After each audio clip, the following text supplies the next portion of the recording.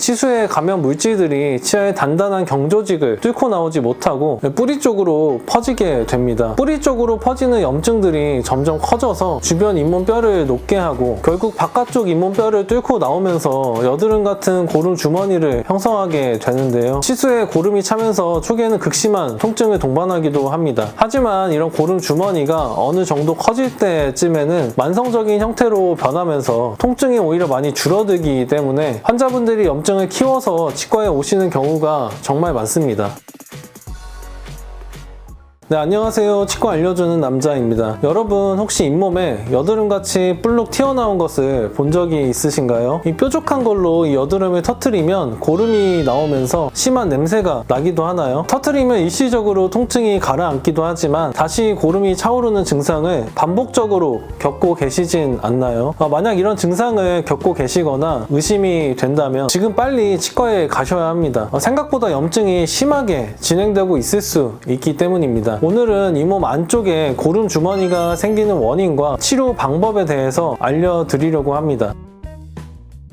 잇몸에 여드름같이 고름 주머니가 생기는 직접적인 이유는 세균의 감염입니다. 세균이 보통 치아의 뿌리 끝에서 번식을 하면서 그 수가 늘어나고 세균에 의한 여러 반응으로 인해 부산물이 나오면 고름이 생기게 됩니다. 우리 잇몸에서 세균의 감염 경로는 크게 두 가지로 나눠볼 수 있는데요. 첫 번째는 잇몸 쪽으로부터 발생한 세균의 감염이 있습니다. 잇몸 쪽의 세균 감염은 잇몸과 치아 사이에서 세균이 번식하면서 잇몸 질환의 형태로 증상이 나타납니다. 즉 치아 주변 잇몸이 붓고 피가 날 수 있습니다. 심하면 고름이 나오기도 하는데요. 오늘 말씀드리는 이 안쪽의 고름 주머니는 이런 잇몸 세균과는 다른 문제의 세균 감염입니다. 두 번째 세균 감염 경로는 지금 말씀드리고 싶은 치아 내부, 즉 치수 부분에서 시작된 세균의 감염입니다. 치수 내부에서 감염이 일어나게 되면 치수의 감염 물질들이 치아의 단단한 경조직을 뚫고 나오지 못하고 뿌리 쪽으로 퍼지게 됩니다. 뿌리 쪽으로 퍼지는 염증들이 점점 커져서 주변 잇몸뼈를 녹게 하고 결국 바깥쪽 잇몸뼈를 뚫고 나오면서 여드름 같은 고름 주머니를 형성하게 되는데요. 치수에 고름이 차면서 초기에는 극심한 통증을 동반하기도 합니다. 하지만 이런 고름 주머니가 어느 정도 커질 때쯤에는 만성적인 형태로 변하면서 통증이 오히려 많이 줄어들기 때문에 환자분들이 염증을 키워서 치과에 오시는 경우가 정말 많습니다. 이를 치근단, 즉 뿌리끝 감염이라고 합니다. 치과에 오셔서 고름이 생겼다고 말씀하시는 분들이 대부분 지금은 많이 아프지 않는데 과거에는 엄청 아팠던 적이 있다고 말씀하시는 경우가 많습니다. 결국 치근단, 즉 뿌리끝 감염은 보통 치수, 즉 치아 내부의 염증에서부터 시작된다고 할 수 있습니다. 그렇다면 이렇게 치수에 염증이 생기는 이유는 뭘까요? 치수에 염증이 생기는 이유는 정말 다양할 수 있습니다. 가장 대표적인 원인은 충치입니다. 충치가 초기일 때는 치수에 영향이 없지만 충치가 커지면서 치수와 가까워질수록 치수 쪽에 염증이 생길 가능성이 높습니다.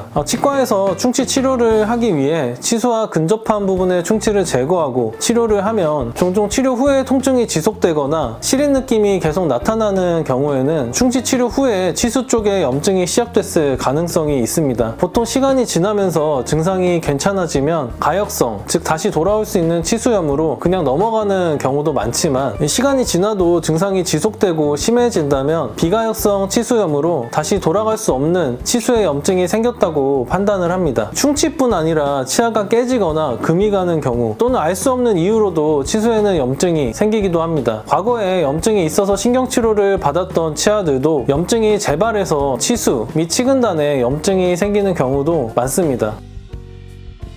사실 교과서에서도 원래 상태로 돌아가지 않는 치수염인 비가역성 치수염과 치근단 염증, 즉 뿌리끝 쪽 염증의 경우 신경치료가 필요하다고 이야기하고 있습니다. 즉 이렇게 고름 주머니가 찰 정도로 염증이 커진 경우에는 꼭 신경치료를 하셔야 합니다. 신경치료를 하면서 고름 주머니가 조금씩 줄어드는 것을 확인하면서 신경치료를 안전하게 마무리하는 것이 좋습니다. 하지만 신경치료를 해도 고름이 없어지지 않는 경우가 종종 있습니다. 있습니다. 신경치료로 아무리 소독을 하고 시간이 지나도 염증이 가라앉지 않는 경우인데요. 이런 경우에는 수술적인 방법으로 염증을 제거해야 할 수 있습니다. 뿌리 끝 잇몸을 수술적으로 열어서 그 안의 염증과 치근을 자르는 수술입니다. 해당 수술은 치근단 절제술이라는 방법인데요. 치근단 절제술을 해도 통증이나 증상이 가라앉지 않는다면 결국 발치를 해야 하는 경우도 있습니다. 기본적으로 이런 잇몸의 고름 주머니는 신경치료를 통해 해결을 한다고 생각을 할 수 있습니다. 하지만 고름 주머니가 생길 정도로 염증이 심한 것은 해당 염증을 방치한 지 오래된 경우가 많습니다. 염증은 만성적으로 오래 방치할수록 치유되기가 어렵기 때문에 되도록 빨리 치과에서 치료를 받는 것이 좋습니다. 이 염증을 오래 키울수록 신경치료로 해당 치아를 살릴 수 있는 가능성이 낮아질 수 있기 때문입니다. 오늘 영상이 치아의 통증이나 염증으로 고생하시는 환자분들에게 도움이 됐으면 좋겠습니다. 그럼 저는 다음에 더 유익한 정보로 찾아올게요. 감사합니다.